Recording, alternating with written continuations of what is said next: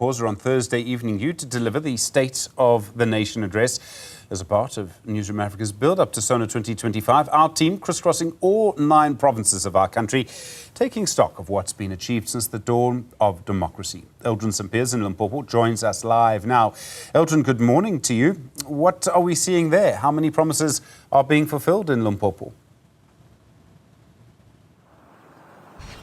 Well, a number of promises that have been made, and the thing with promises is that sometimes it comes to the deadline that on this particular date, in this particular year, that is when that promise should be fulfilled. And one of those is the Central Academic Hospital right here in Polokwane in Limpopo. As you can see, that construction is currently underway.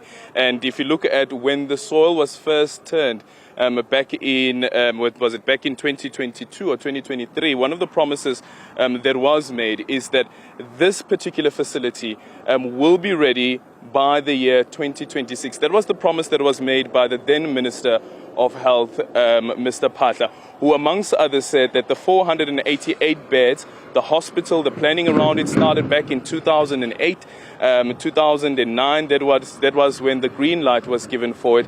But it was only in 2022 the Treasury finally approved the 488 beds hospital. But as you can see, construction is underway. But at that time also, Stephen, when the minister made this undertaking, he said that by Christmas 2026, this hospital keys will be handed over to whoever is the health minister or whoever is the premier of this province. 2026, it's next year.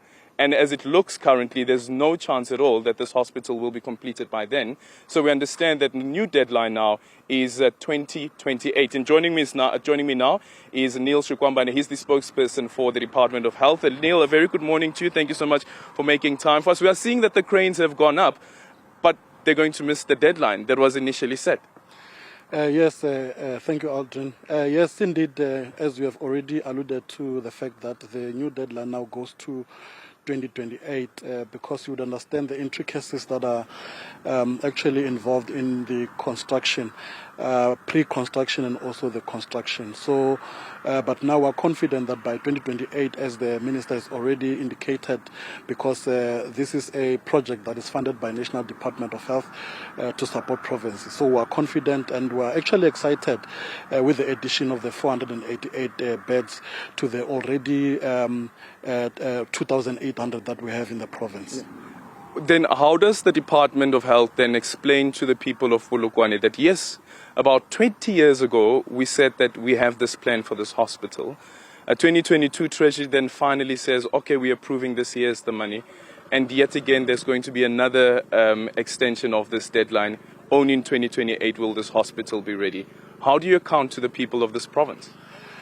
Look, I think that has already been explained by the minister himself, because there are things that were actually beyond us as the department, for instance, or the what we call, which spoke to the issues of planning and everything else. You know that in construction, you don't just wake up today and say we're constructing. You do a lot of work prior to having the first machine on site. So by that time, when the sort turning was done, there was a need to reevaluate that which was planned initially. And it was then arrived at to say, if we need to be feasible, we then need to move the deadline by at least 2 years, so that we're able to deliver this in 2028. Also at an additional cost?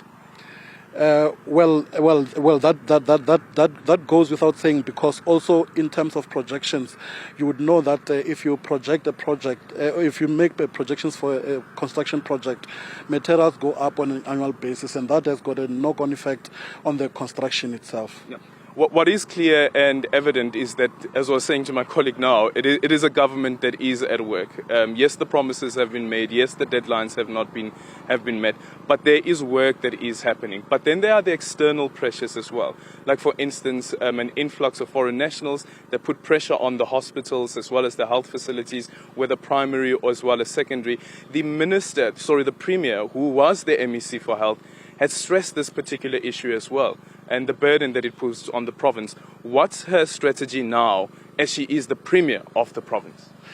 Look, I think I should think that without necessarily speaking on behalf of the Premier, but I'm aware that when you deliver healthcare services, you not looking at who is who, but you also look at people who are here, because even our vision as the Limpopo Department of Health is to ensure a long and a healthy life for all people in Limpopo, regardless of where you come from.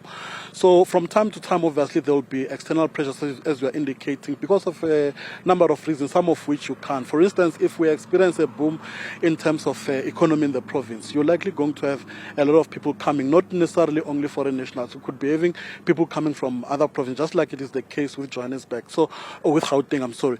So if you, when you deliver services, you look at those things, and we believe that with the increase of infrastructure like this one, it makes us to stand poised to be able to respond to those challenges. Also looking at other infrastructural issues, because as we speak now, there is also a reconstruction of Siloam Hospital that is also funded by National Department to support the province. We are marking hospitals like Chilizeni, Ilim, and so on and so on. So as we expand on those, we're actually responding to those external needs that might arise at any given moment. Also considering that our economic our population has grown over the years. Also, you should look at that. For instance, if you let me give an example, if Polokwane Hospital, for instance, Petersburg Hospital just in Polokwane, probably 15, 20 years ago, it targeted a certain population. By now, it has grown. So the exponential growth calls on us to respond to those particular issues.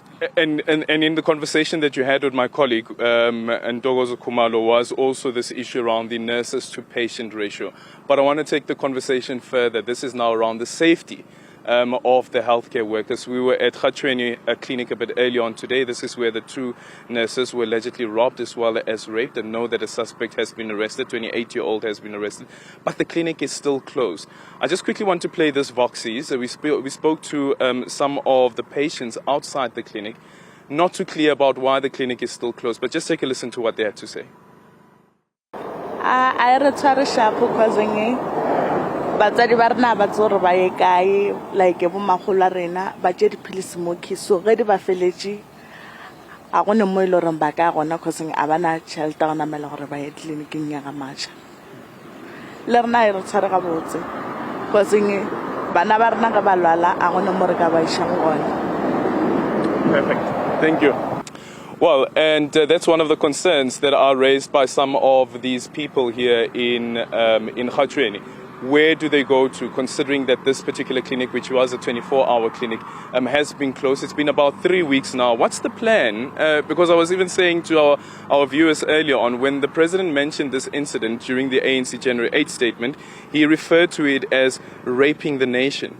And there's that criminal element that has happened, but now also the pressure that it puts on patients themselves who are ill, needing assistance, but then have to go far from where they're living.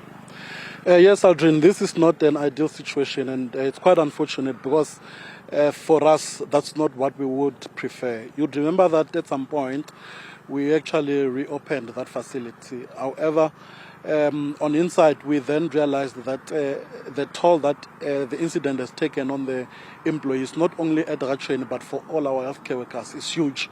And we actually had to step back a bit and allow, especially those who will be faced with the task of going back there, to recover emotionally and psychologically, but also to ensure that they do not return to the same site. We need to, truth is, at any given moment, we need to continuously improve on our security infrastructure, just to ensure that we bring confidence also to our staff members to say we are actually concerned about what is happening. We are actually doing the most to be able to deal with that. So the clinic will be reopened. We just want to plead with the community to be patient with us a little bit and continue to utilize the nearby clinics. That is Maja, that is Block B, and the other clinic there. But when is that? When will the clinic be open? Soon, Eldon. I do not. What does that mean?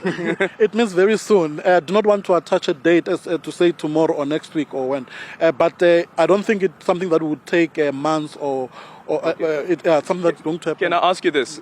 Will the clinic be open by Thursday, this Thursday, when the President delivers the State of the Nation address? I can't commit that the clinic will be opened on Thursday, because also I've said that there are infrastructural enhancements that we are doing there that needs to be completed before we can reopen the clinic. Because also our nurses are very reluctant, not only those who work there. Even if you try to take somebody who work elsewhere to say, maybe because of from Rachweni, you are working in Zanin, would you want to come and work there? Some are still reluctant. We need to deal with that aspect, because there's no point in opening a clinic where nurses would not pitch, would always be on sick leave because they're still traumatized. So we need to deal with that aspect before we can rush to reopen the clinic. Okay, thank you so much. Neil Shikwambana is the spokesperson for the Department of Health here in Limpopo. And one of those aspects relating to the safety of the healthcare workers as well as the patients, considering this particular incident that had taken place. And this 28-year-old suspect who has been arrested, now accused, of course, the matter has been postponed to April. He made his last appearance on Friday. So the investigations there are still continuing. But then on the other end as well,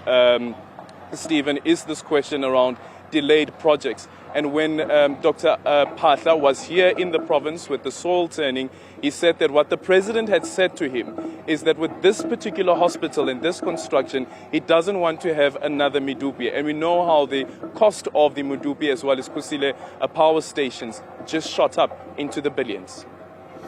Eldrin St. Pierre, thank you very much indeed.